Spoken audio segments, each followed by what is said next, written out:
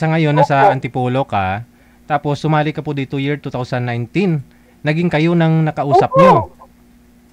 Opo. Opo. Opo. Opo. During the time, nasaan Huwag po mo na ba? itong ilabas. During the time, nasaan ka po ba? Nung sumali ka dito? Nasa Kuwait ako. Nasa Kuwait po ako nung time na yon, tapos nasa Saudi siya. Inad Ah. niya ako. Di ba? Ipinost mo na yung video ko. Mm. Nag-follow siya sa akin sa, nag-post siya doon, tapos hinanap niya yung Facebook ko. Tapos madaling kwento, umuwi kami ng 2022. Sabay po kami umuwi ng 2022. Di ba lockdown noon? Ah. May corona nung time na yun. Ah. Tapos po, bumalik ako ng Kuwait sa dati kong employer. Siya naman nag-Europe. Okay. Nung umuwi kayo dito year 2022, gaano po kayo katagal ang sama? 3 months po. 3 months lang. Tapos, Opo. nung bumalik ka sa employer mo, nag-Europe siya, okay naman. Tumagal kayo ng taon. Okay po kami. Aha. Opo, 5 years kami, DJ. 5 years kami. Tapos siya, nagpabahay kami. Nag-invest kami. Tapos po, umuwi ako noong September 27. Ngayong taon lang, ngayong 27 lang, noong September. Tapos po, hindi ko alam na nag-ticket na siya sa akin. Pero kasi tuloy-tuloy padala niya eh. Mm-hmm. Yung nga, di ba sinabi ko 50,000, padala niya sa akin 50,000 monthly. Kasi po, nung nag-Europe siya, hindi na po ako nag-abroad. Umuwi po, nag-Europe siya. Ako po, nag-1 year na lang, di ba bumalik ako sa employer ko. Nag-1 year lang ako, pala pinauwi niya na ako kasi nag-Europe siya.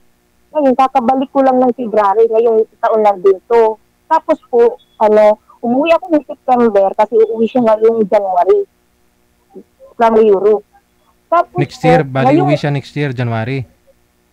Opo. Ah. Tapos, sa iba-iba kasi sabi niya, uuwi siya ng January, pero nalaman ko, uwi niya ngayong November.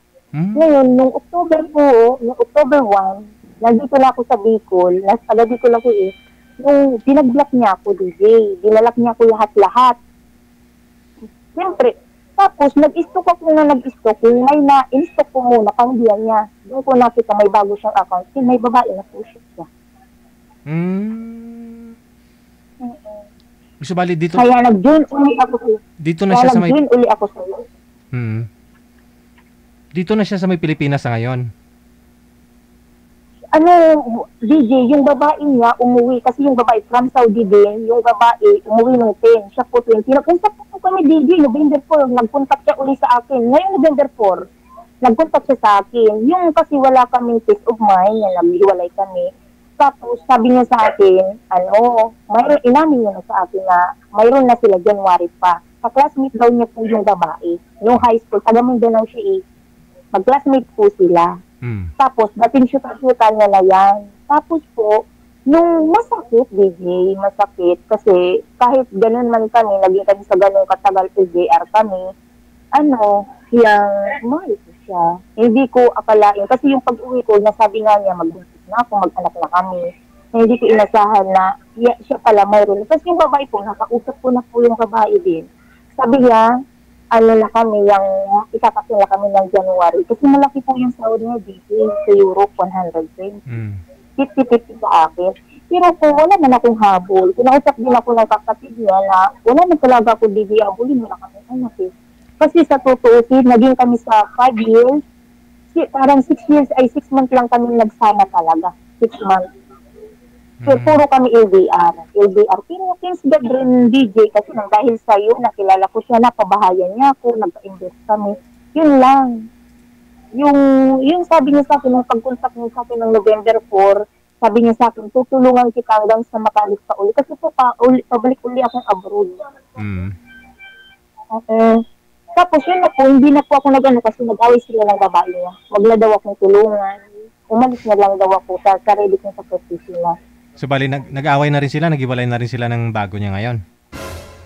Hindi po sila naghiwalay. Nag-away sila, bakit nag-contact pa yung lalaki sa akin na sila, na ikakasalan sila. Ako na po yung, DJ, ako na po yung hindi na sabi ko sa kanya, pinili mo na siya na yun. Gusto mo kasi bakit DJ, kasi harap-harapan na kami ng tatlo. Pinapili ko siya. Sabi ko, sino pipiliin na tayo na nagsama ng ulan na. Mas pinili naman niya yun, DJ. Nagkita kayo personal dito sa Pilipinas? Hindi po, DJ, ang babae, dumating lang sa gising lalaki sa 20 pa lang darating eh. Dito lang, video call lang kami sa WhatsApp. Masakit yun. Habang kinakausap mo, nag-usap kayong tatlo, pinili yung isa na yun kaysa sa'yo. Opo. Ang sinabi niya, sorry, minahal naman niya ako, pero mas mahal niya na yung bago kaysa sa akin. Wala naman ako dito magagawa kasi mas pinili niya yun. Nakaka-stress. Kaya naman, nakita kita. Wala na akong sa'yo kasi pag yung account ko na naman to. Nakita lang kita kahapon. Natuwa nga ako sa lalaki na yan. Kaya nag-message ako. Gumawa ko ng wider agad. Sabi ko, game ako. Hindi naman ang pinag-partner mo sa akin. Natuwa ka nga dun sa kanya. Yun ang pinartner namin.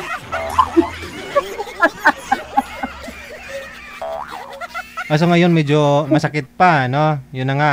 Ilang taon ka na ngayon? Ilang taon na, Ma'am Erika? 45 na ako ngayon kasi nag-gym ako sa'yo. 29 yata ako. 29 ako na nag-gym na ngayon dati sa'yo. Okay. Wala pa ho kayong anak, no? So hanapan ka namin ng makakausap. Pero try mo rin yun kay sir. Wala rin kasing asawa yun. Walang anak. Sir, hindi ko yun. I promise. Ayaw mo. Pero ho yung wala na talaga. Mabuti ho, nagpunta kayo ng bahay dyan sa Antipolo? Hindi po, taga Bicol po ako. Nakitira lang ako dito kasi pabalik-balik ako sa agency. Nakitira lang po ako dito sa mag-anak. Bali, saan po kayo nagtumayo ng bahay ng ng ex-boyfriend mo? Sa Bicol, sa amin talaga.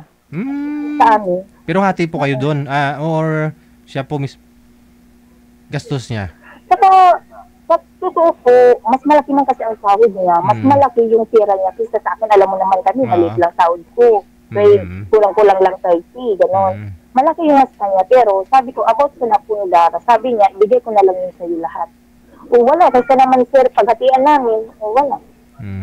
At least, nakaranas ako ng maraming buhay sa kanya din. Kahit pa paano. Pero, DJ, ang sakit, ang ina. Anong masakit doon? May nangyari na nga sa inyo, hindi ka naman nalugi. Tapos parisan mo pa ako ng ganyan, tawang-tawa lang ako niyang kagabi. Wala namang problema doon kasi mabait po yun, binata pa. Sabi ko nga, kunin niya ako labor. Ginawa nga niya yung engineer si manager eh. Anyways, paline up lang po kayo sa susunod ha. Maraming salamat. Good luck sa journey mo. Ilan na po ako uli. Hanap po ako kung meron pong aakyat, ma'am. Kung meron pong aakyat mamaya, no? Pasok ka namin, ha? Sige. Okay. Bye. Thank you, DJ. Okay.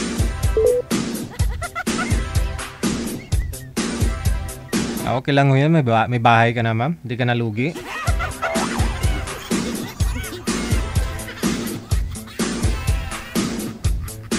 Kalain mo yan, no?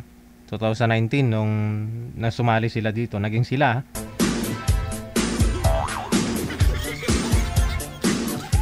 Ngayon, naghiwalay na. Nakakatuwa din, minsan, may nag-PM dito sa amin. Sumali sila nung, alam niyo po, 2018, may Wanted Sweetheart na. Pero iba format namin that time, no?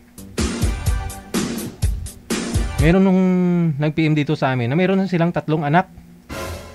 No? Dahil dito sa programa natin, nagkatuluyan sila. Yung pangatlo, yun nga po yung pangatlo niya, gusto na ho sana akong gawing ninong, no? Nga lang nasa probinsya, nasa Mindanao. Gawin daw akong ninong, Gcash na lang eh. 3 na ho yung anak nila. Naging sila talaga, no?